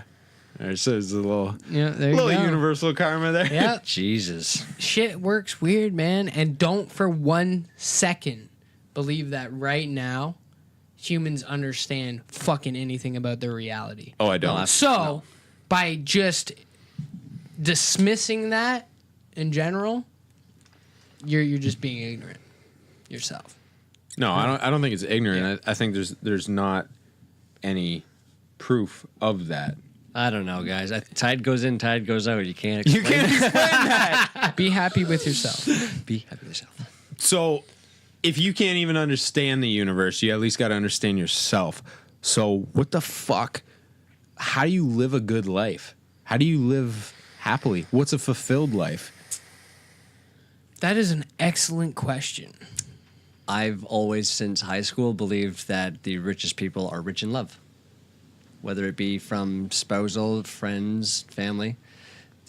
I grew up in a kind of like a big family. We didn't have very much monetary wise. Like, we got by, but yeah, maybe I was a kid though. But even in my adulthood, like, I miss it. I miss having that big family, and there was always love.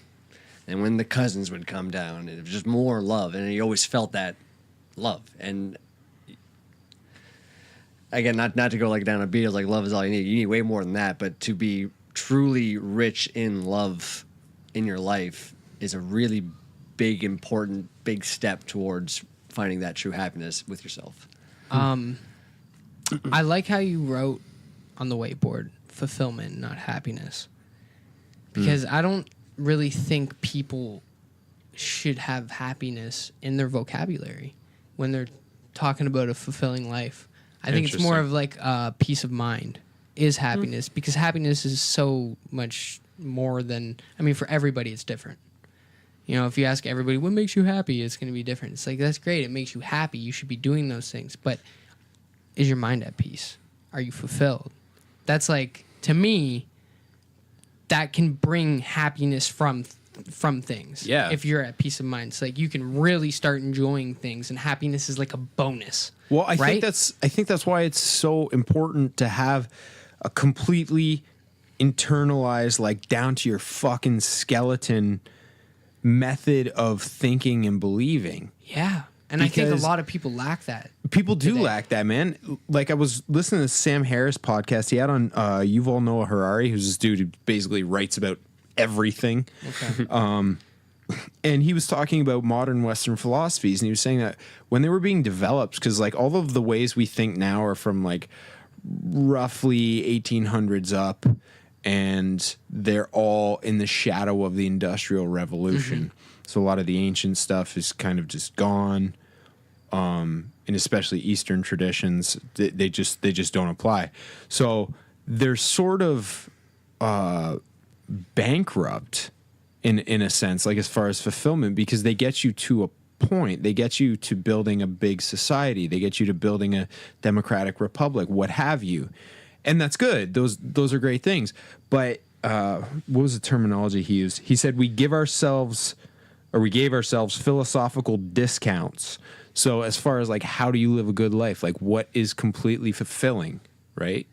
Because I don't, and perhaps I worded it badly before, but you can't look at your life like what will have been a well-lived life at the end of it, because it might end right now. Yeah. You don't fucking know. So you have to live well all the time. Not that live life to the fullest thing. Live well, not to the fullest, kind of. It's the same shit. Okay, I think anyway. I could be wrong. I interpret it differently. Well, in I my mean, head, like, that's it's all. like, oh, I'm going to die, let's go skydiving. Or it's like, oh, I'm going to die, let's just be a good person and do things. That's how in my head I Right. differentiated the two. Right. Anyway, that's So, also- but in that way, we didn't ever define how to live well, like together, like socially and individually. So Right. we settled for platitudes like follow your heart.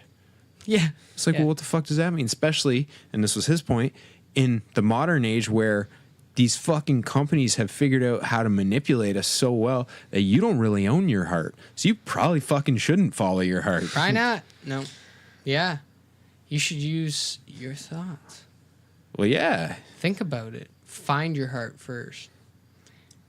Find your true You know heart. what I mean? But But that's why That I brings fucking it- like read and think, yeah, and, you know, and expand. That brings listen it to back, Fresh Like a though, Mick. to what Mickey said about love. And love is great. Love from others is very warming, and it makes you feel amazing at times, make you feel shit at times. A But little wet, perhaps. I think what everybody lacks, almost everybody, I think what they lack is love for themselves. Because so many people can betray you, okay?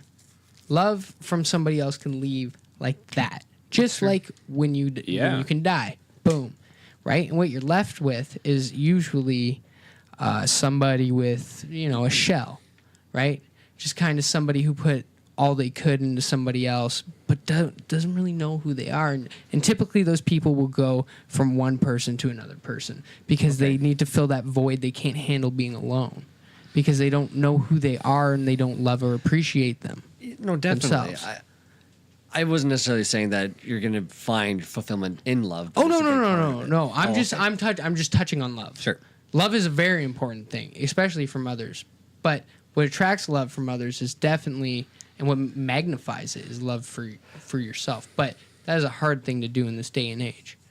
You pretty much have to just be stoic and love doing it.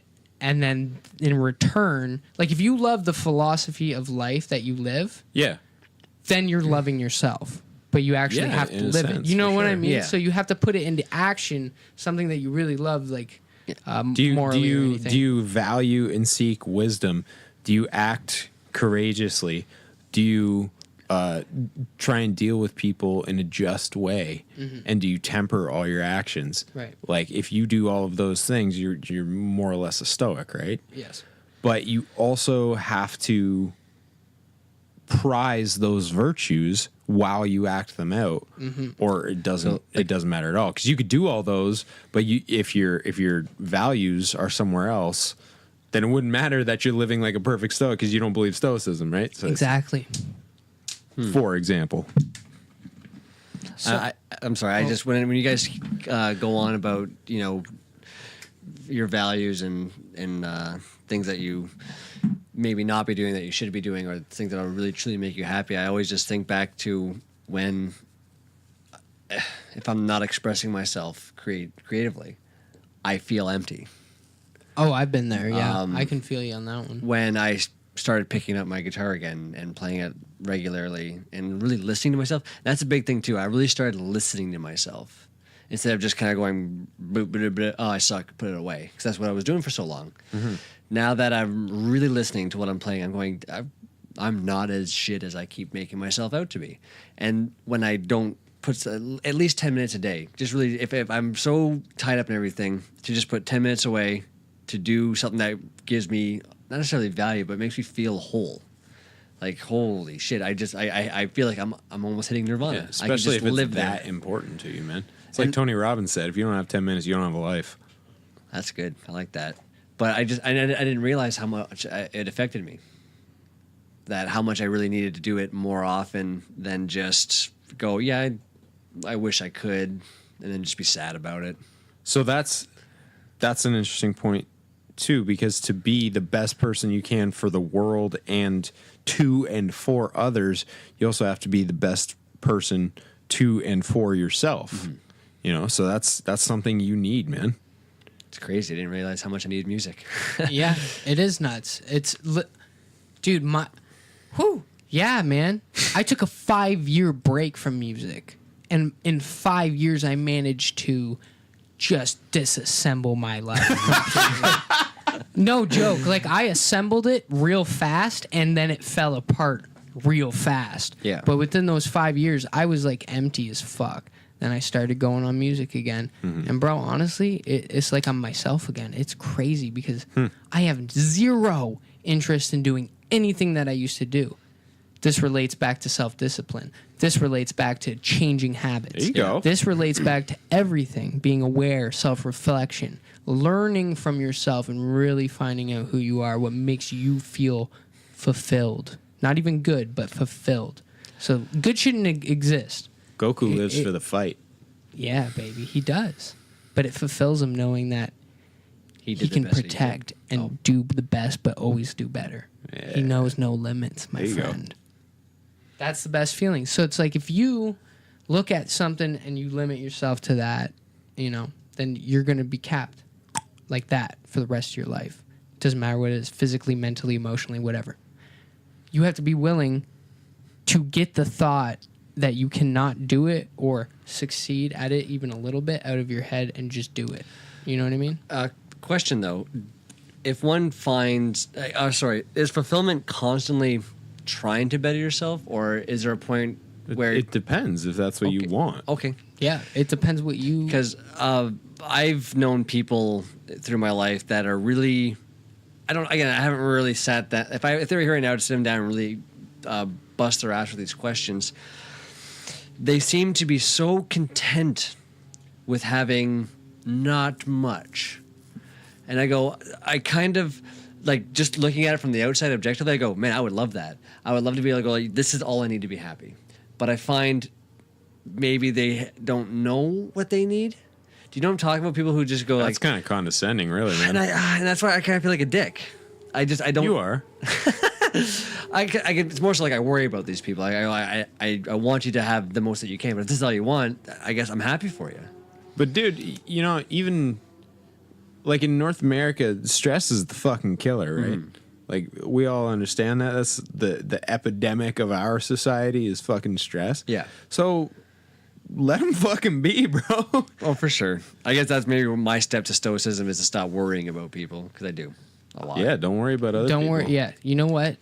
When you get to the point, I think you can worry about other people, but I think it's in the form of teaching, like you said. Well, yeah, So in as far as you can deal with or help them worry about them. So worry about Bring the them right to the- people almost. yeah, invest. Huh? Well, Worry about the right people. Invest in the people No. that you can. No, Again, no. but again, It's not about the right people. worry. Yeah. not worry sick, but if there's something wrong and you guys say, hey, there's something going wrong in my life, Mickey, I go, hey, let me help you. And then we get past it and then we move on. Yeah, you see how that's completely different from the thing you said a minute ago? Yes. Okay. All right. I'm Anyway, realizing this. when you get to the point that you mentally and hopefully physically can be put into any situation and realize I'm going to be all right. Like, it's not going to phase you Yeah. until maybe like you're actually dying or whatever. Right. But at that time, you're like, I'm going to figure this out, and you're not stressing about it. You're not worrying about it. You're just taking it as it comes, right? And finding solutions as they come to you. Then you can start worrying about other people. Dude, that's what we were saying the other day. How, and this is this. Sorry, Go I ahead, just go have ahead, to go clear. ahead. Worry about other people on the level of how they live their life. Like, still worry about other people that you care about. Right? Yeah. Yes. Like, yes. right. Always, worry about that. But like, I'm talking about like their way of thinking and blah Yeah, blah blah. Yeah. Anyway, go Fuck on. that. I want to clear that up. Yeah. So we're working on the basement, and I was saying how this whole fucking thing could flood again, and it would be a totally different game. I'd Yeah. probably fucking move out. Yep. I just don't care. Like, I'm just a much more capable and confident person, and not much really changed in my life financially, or I didn't gain a whole new set of skills. I just gained a different lens to look at it all. It's like, okay, so if something does happen, whether it be my house or my fucking leg gets run over tomorrow, I don't care. I can't do anything about that. Yeah. And I'm just so confident in my own abilities to deal with life. And even if there's challenges I can't even possibly anticipate, then I will adapt. You know, I was talking to a friend last weekend, and it's weird because she was like threatening to, you know, leave me, never be my friend, haha, whatever. And I was just like, man, I don't care. And I really don't, because that's a skill I developed before I ever learned about any of this shit. Yeah. Because everyone always left. Like, with the exception of my mom, everyone always left, you know? So there's just not a lot of benefit to putting too much on people. You know, like it's a fine thing to have a support system and you trust people to a certain point and you can rely on them. And that's great and wonderful. And I do it every single day. But I will never, ever be surprised at someone leaving, because fucking people leave. Oh, yeah. And maybe that's just something that my life has taught me a little bit different than some other people's. But I just, nothing would shock. Like, Mickey, if you were like, Fresh, I kind of fucking hate you. Well, you know what? I've been friend dumped before. So I'd be like, yeah, okay. Cool. Yeah, cool. You know what? I got a really good story about this. This exact thing, because this happens. No, go. Before the story, I want to ask about the people leaving. Does that include death? I just kind of want to know, like, how you feel about that. It's not the point, but it could, because the whole idea is don't bank on shit besides yourself. That's what I'm trying to say here. Okay. So, and I've made this point before. If everyone fucking left me tomorrow, and you know my fucking dogs died and no one in my life continued talking to me, rather, sorry, that'd be a bad fucking day, and then I'd carry on. Yeah. So actually, when I was telling a friend that we're both writers, and I was like, you know, I'm most comfortable when the world is burning down around me and I just stand stoic in the center. And she's like, you should put that into a poem. So I did. Good. Oh, can't wait Maybe to you'll hear it someday. So now do you understand? Like, back at the, what do we call the place we worked at together? The Bad Place? Yeah. Oh, the Bad Place. Back at the Bad Place. When I was Apparently, always... I worked at a lot of bad Well, places. I think we called it the place that won't be mentioned. So you guys are the bad place. We had the place that won't be mentioned. Bad Place Okay. 1 and 2. So do Fresh you makes understand bad now why I decisions. just didn't care? Like, when such a person would come up to me and be like, man, You're throwing this all you're away. throwing it all away. You got it. It was such a good blah, blah, blah, blah. I didn't care because Yeah. I know I'd be okay. Yeah, I get it. Didn't care. And then once I had the opportunity, I flicked the switch. Yeah. Pulled the moves. Couldn't be scared anymore. But that's ultimately it. Like, cool. Don't give a fuck. Yeah. And you can't understand that because you give all the fucks in the world. Yeah. Because it would cripple you. Yeah. You have too many Right? fucks to give. Well, that's... But I'm the same way in that aspect with the friend dump. Okay, Yeah. I was best friends with this guy for 5 years. We did everything. We partied. I took him on family vacations for weeks. Like, we did everything. We go to a bar. The girl he likes not feeling him, feeling me. I wasn't really feeling her, but she just continued to hit on me, and She continued to feel you. yeah. And the next day, like, we're all drinking, so I just kind of let it happen. Whatever. I didn't care because I was like, there's nothing I can do about this. Yeah. But I didn't advance it anymore. And the next day, he starts chirping me about it, blah, blah, blah, resulting in I can't be friends with you because you smoke. Haven't talked to him in about 5 years. Oh my god. Wow. So you're talking about friend dump. Yeah. I'm used to that too. But maybe that's why, that's why we keep trucking. Like, I'm kind of the same in that aspect. Like, no matter what happens, it's like, I'm going to keep going. It's going to be okay. I think in a weird way, like, it makes you a harder person to be a friend with because people don't feel as wanted. And maybe it even results in you not putting forth as much. Mm-hmm. Oh, definitely. And I don't mean to say, like, you don't do the things a friend does or help out where you're needed or whatever, but, like, even emotionally or socially, because you're just like, this isn't a part of me that you get, like you are not entitled to this as my Probably friend. my biggest, even with relationships, probably my biggest issue. Yeah. is because it's like shit's gonna happen. You're gonna get mad. That's why it's so hard for me, because I got to find a person on that level of understanding, right? Like, yeah, it's great. We can have love for one another, but it can't match the love we have to have for ourselves, which sounds corny as fuck, but it's so true. And I never lived my life by that. Well, we almost recently. need to stop thinking that it's corny, because we're finding more and more it's so fucking healthy to think like that. Like, we need to... I still think it's fucking corny. Yeah, and it is, but I don't view it that way. I don't view it as like self-love. no, I'm just saying that because that's how most people Sure. refer to it. Yeah. But it's more than that. It's like self-fulfillment, self-acknowledgement, self-reflection, self-admiration, like knowing no limits, just keep going, admiring yourself for just putting forth the effort. Admiring yourself. You know That's what I mean? good. All that kind of shit, it just is like self-love, right? Things you would love about others or you look up to about others, like incorporate that in your life and become that kind of person. Instead of that guy's like, yeah, man, I'm gonna write this and I'm gonna write that, and then boom, like he's got all the time in the world and he's just partying. Yeah. You know, it doesn't actually talk it or walk it. Walk it, Walk it, talk talk it, it, talk talk it. Gotta walk it in my pocket. Chicken teriyaki. So I mean, that's just do it. Like I said, just fucking do it. Just fucking do it, man. Just do it, and then the shit will just happen. Yeah. The pieces all fall into place. And invest in it. Don't Yeah. be scared to invest in it. Yeah. That's a message to you. To me? Yeah. Oh. Referencing the fitness Yes. store visit. I know. I know. I'm just saying. Fresh, what was it that you said to me that I need to do for myself? I need Probably shut up. Probably. Boom! Jesus, that actually fucking scared me. Sorry. Something about, it was not to the, it wasn't stand up for myself. It was to Advocate for advocate yourself. For myself. Yes. I That remember includes to yourself. Yeah. Yes. I just wanted to also include that. I just couldn't remember what it was. It's just fuck, man. When I like Slick, for example, we are rack shopping the other day, Yes. and you were like, "Just get the fucking one you want."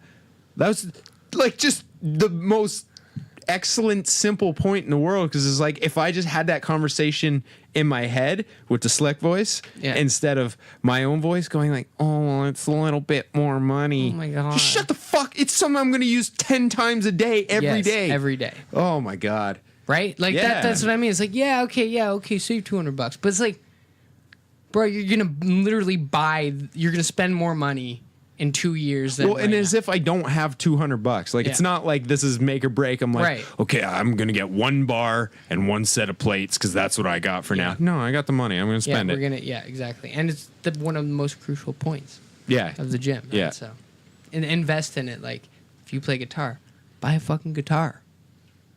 I love taking pictures. I went out and bought a fucking camera. Fair enough. Right? Well, I'd start invest. I love music. I went out and bought thousands of dollars of music things. Yeah. Okay? Because I just want to do this, and if I keep doing it, then it's gonna happen for me, and I'm gonna be able to live my life like that. And it's still got that $5 sound. That's the great part about it. I think I should vintage.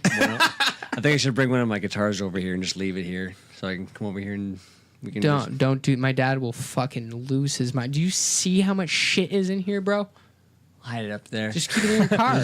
I'll keep it in the car. Yeah. Well, It can fit in that car. yeah. right? I'm just worried about the. I guess Is it not a portable guitar? Or just bring it when you come. What guitar is really portable? They're clunky. Is that as a fuck. trick question? I don't know. I'm kind of confused. I mean, like the people gig. True. My issue, but not so much now. If it was like the beginning of summer, I wouldn't want to do it because of the humidity. I also have. But now it's not so much of an issue, so I could probably. I easily do literally that. have like 14 guitars inside. Well, then for fuck's sakes. Like I have like 5 acoustic guitars and like Well, then that's what we're gonna do fucking real 9 soon. electrics. We do that real So we can just soon. do that too. Anyway, I mean, we gave you a list of songs to learn, and you still have not learned one of them. find it. Find it. Find it. Find it. Find what? Your inner calling. Just fucking do it! Seriously. Find it, and then run. Grab it, run. You know what I mean? Take the money and run. And that's it for today. No. You don't have to read my mind to know what I have in mind. You know, it just sounds silly. If you want to invest your time and your life into doing something you love, and you're going to do it even if you're working, why not try to take it to that step where you can? It's so fucking it's so basic, but no one does it. No one. So what's okay? We don't have, at least at a cultural level, really a way of getting to that fulfillment on a day-to-day level, like living the fulfilled life, like living properly, right? Right. But there's some Eastern schools that really do address that. That was important. And I don't even think you have to agree with the goals of it, like in China, you know, the Confucianism, I think. One of the key things is like superior respect for your parents. Okay. Right? And I don't even agree with that fucking commandment in the Bible. Like, honor thy father and mother. Well, what if your father and mother are a piece of shit? Fuck them. But over there, it's one of those things that makes shit tick. Like, it's not even on the same level as a commandment. It's higher than that. It's built into the bones of the society. So do you think that... So to do that is a way that you are living well. And if you are doing it, even if your parents are a piece of shit, you're still living well by doing it. I was going to ask, do you think that almost would make the parents try and be better because they know that they have to honor you? You may as well be an honorable person. I'm just kind of throwing that out there. Well, it is. There's more to it than that. Yeah, It is supposed to be a two-way street. So yes. So I did not grow up in a religious family whatsoever. I don't think you guys did either, if I may say. Like, do you guys go to church on Sundays religiously? There's a time. Okay. I find myself, I've completely abandoned all hope of ever going to a religious anything, whether it be following it or whatnot. Do you think we missed out on something of a chance of fulfillment in a different way? No, because the values of the religion that we would have got anyway, Yes. would be the same as our values. It's religious values, and this is the thing. The China thing I was just talking about, it's not a religion. It's a philosophy. It's at the core of the society. In the same way that we value, say, like freedom of speech or something. Well, that's not in the fucking Bible. Okay. You with me? Yeah, I get you. Yeah. So no, I don't think it's necessarily a religious thing. So I guess I can say with that, personally, not with what my government represents Canada as, but how when people think of Canadians, oh, nice people, there's that next thing. I've always taken that to heart. I really have. I find that where I don't really go outside of my country very often, but when I do, I'm nice as fuck. I am polite. I am this. I'm always like that regardless, but I really make sure. Fuck anyway. But I really make sure. But even and every day people go like, "Oh, fucking Canada sucks." I go, "Shut up." Yes, maybe to a degree on certain levels, but the what Canada represents, not what our government represents, but what we as Canadians, we don't fucking suck. Yeah, we got a shit history. A lot of places have a shit history, but what Canada represents today, that's like for me. But that's where I go. It's completely non-stoic. You can't equivocate. You can't be like, yeah, lots of places suck. We're not as bad. Doesn't matter. Take care of yourself. Handle your shit. Well, and that's where I'm just kind of like, yeah, Canada has. For what Canada represents, I will fight tooth and nail when people go Canada sucks. I go no, I can't do that. Who says Canada sucks? A lot of people. Like, what do they even I know mean people. by that? Yeah.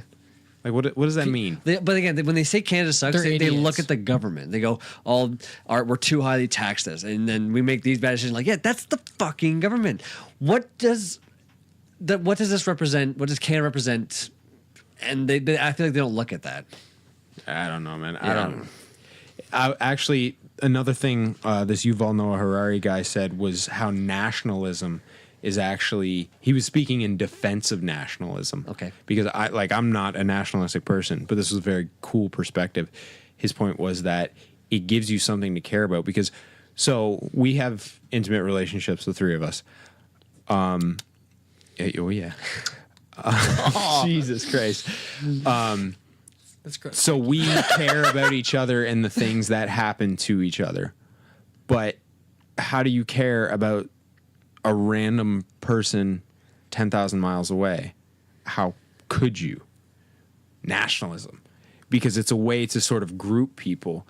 in the way that you might only care about like your immediate group, or on another level, like even fucking sports teams, bro. And that hurts me inside to say, but like it makes you care about people. Yeah. And that's just kind of interesting because, you know, it's good to care about people to an extent. Yes. It's always taken, like, I mean, I'm glad you said nationalism, because usually when I hear nationalism, I think about Nazis, because they just took it to the worst possible level. And you can even say a bit with Americans too. It's like, fuck everybody else, America. And like in the worst toxic possible way. Not necessarily in a stoicism way, like, fuck people, I don't care. It's well, fuck you if you're not American. That is nothing like Yeah, they're like, stoicism. fuck you if you're not American, because you're not as good as me, and you're also a piece of shit. Also, America. And that's where, like, again, like with Canada, it's kind of like, yeah, come to Canada, be nice to everybody. I'm not a nationalist person at all. No. But, like, I do... Okay, I care about the dude 10,000 miles away. But I already know there's nothing I can do about it, right? Because, unfortunately, this is the position I'm in my life, But right? Yuval's point was, how do you justify something like national taxes like that? You know what I mean? Oh, okay. So, Right. Okay. I don't know. No, it's interesting. I'd actually like to read that or whatever. Watch I'd it. point you to the podcast, but you're not going to fucking listen to it anyway. Kids are like, can I read? I fucking hate podcasts. Fantastic. I'm not a man. fan either. I don't listen to them. No, I don't know. It's all Thank you just to our listeners. it's all just weird. It's crazy. And I just want to say, usually, the answers to all this bullshit, anything that goes on in your life, is usually the simplest fucking answer. Right? Am I wrong? You're not wrong. And to any given situation, it's usually the simplest answer. I just tried to run through. Because simple is not easy. Exactly. Simple does not mean easy. No, exactly. Simple just means the simplest Yep. way to solve this. Yeah, I agree with that. Is the right way. And I feel like humans have just made pretty much a living of overcomplicating everything to the extent that now we Where need do to you create more start on things to Dude. do more things and more things and things and things and money and things. Even just on an interpersonal level. Like I was listening yeah. to Jocko's podcast, and he was doing this this one guy, this old Marine dude, who's like a legend in the Marines. Okay. And this guy had a commentary on the wars, and he was saying how excuse me, when it comes time to really fight, like all of the administrative paperwork stops mattering. Like, you know, it's not like you're penalized for a week because you didn't have the report on my desk at 0600 or whatever. Nobody fucking cares because the fighting men are doing the fighting. Right. And when the war ends, all those people suddenly repopulate and all those stupid fucking rules come back. And it's just like, so those like, it's sort of known that those rules don't really mean anything. Right. Even just looking around the office, I was thinking about that today. I was like, half these people don't need to fucking be here. They don't do anything. It's like, just make work shit. When you said rules, it just hit me like a lightning bolt. The career path that I'm choosing, it's all rules, but interpretive rules. See, I see you doing legal shit as like the craziest fulfillment of who you should be. And maybe I'm way off base here, but I know for a fact you're going to go in and you're not going to be like, I'm going to make a bunch of money, you know? Oh yeah, no, he's doing it for Get a the bunch right of drunk reasons, assholes out of parking tickets or out of speeding tickets or whatever. Like, you're going to go in and you're going to help people. That makes sense. I'm going in to help people who get taken advantage of by their employers. right. Yeah. But So you're going to control what you can control exactly as much as I can. and fuck the rest. So I have an amazing teacher. He's a 70-year-old lawyer, still practicing today. Wow. Cool. Oh. Okay, good night, guys. No. So he's our ethics teacher. And I've always had an issue with just the idea of an ethics class. I'm like, if you fucking need to take a class in ethics, you need to rethink your fucking life. Really. I took ethics. However, I also took ethics. now that I'm in there, I've never had an ethics class before. Okay, So all now right, that I'm all in there, I'm going, holy shit, it's not just ethics. It's so much more. And what he did for us last week, he did like a little experiment. He split up the class and said, okay, for animal rights, against animal rights. Take 10 minutes and collaborate, and I want a little presentation. Did you play them our podcast? Yeah, no, I didn't want to fucking make myself look like a total fucking idiot. Oh no. So I was on the side of 4, and they went right. It doesn't really matter. I'll toot my own horn a little bit. They like to go to me and go, oh, what does Mickey think? What does Mickey think about this? And I post questions at them. I go, okay, so at what level do animals have rights? If I have a pet rat, at what level is it my pet or a rodent? If I wanted to, again, not that I ever would, if I had a pet rat and said, I don't want it anymore, took it outside and did away with it, killed it in some sort of fashion, is that animal abuse? Does that rat have those kind of rights? So right off the bat, we're all done. We go first, and we say, okay, yeah, animals have rights because this. We could like, oh, we're practicing paralegals and lawyers to be. Legislation says this, and this act it says this, and the criminal law act, blah blah blah. And then on the other side, they kind of went the same route. They looked at the law. Right. So at the end of it all, he said, okay, what's a right? And actually, I'll ask you guys that right now. What's a right? I answered this really well when you asked me the other night, and I don't remember what the fuck I said. I think I do remember that too. But if you can remember, definitely regurgitate. It's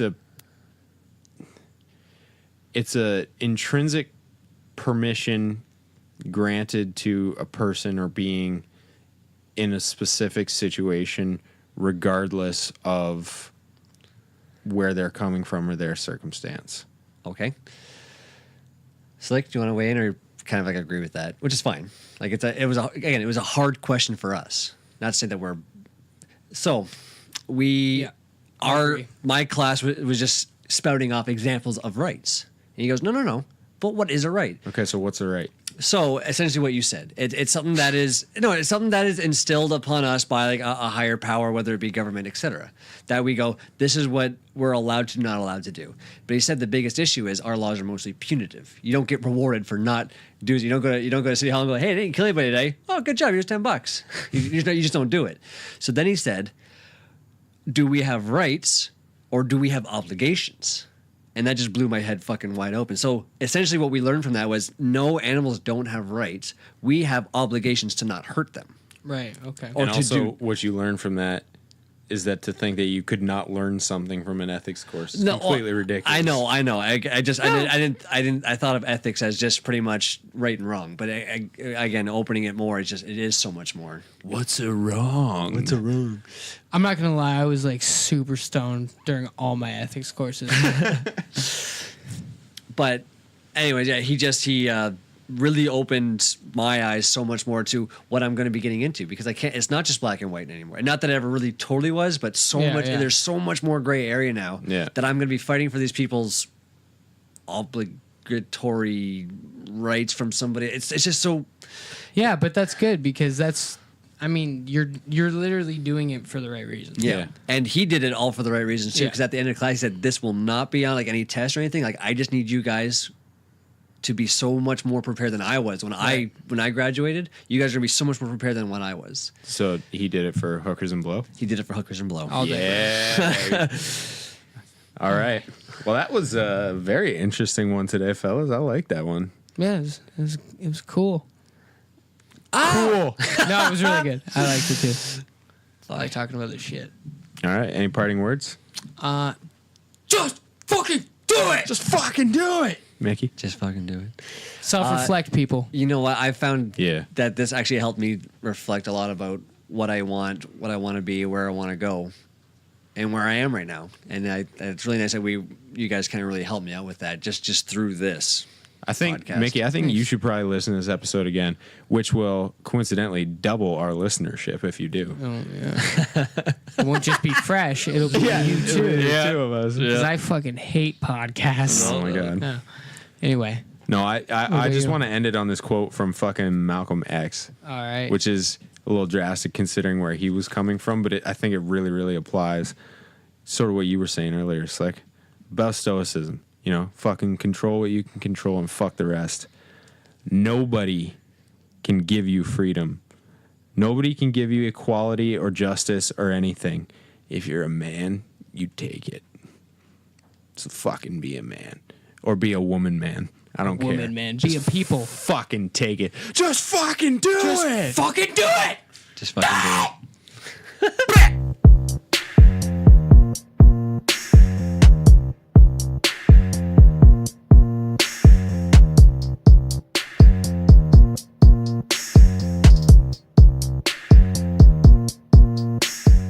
Hey y'all, thanks for attending the shit show. We appreciate your time, your attention, and of course your guacamole recipes. We are active on Instagram, and you can also find us on Facebook and Twitter. Everything at Fresh Slick and Mick, all one word. That's Fresh Slick AND Mick. To listen to more explicit douchebaggery and brodification of your favorite high intellectual pursuits, we are on iTunes, Spotify, Podbean, and Google Play under Fresh Slick and Mick. Respect the Oxford comma. And for all inquiries, suggestions, features, and hate mail, we're at freshslickandmick@gmail.com.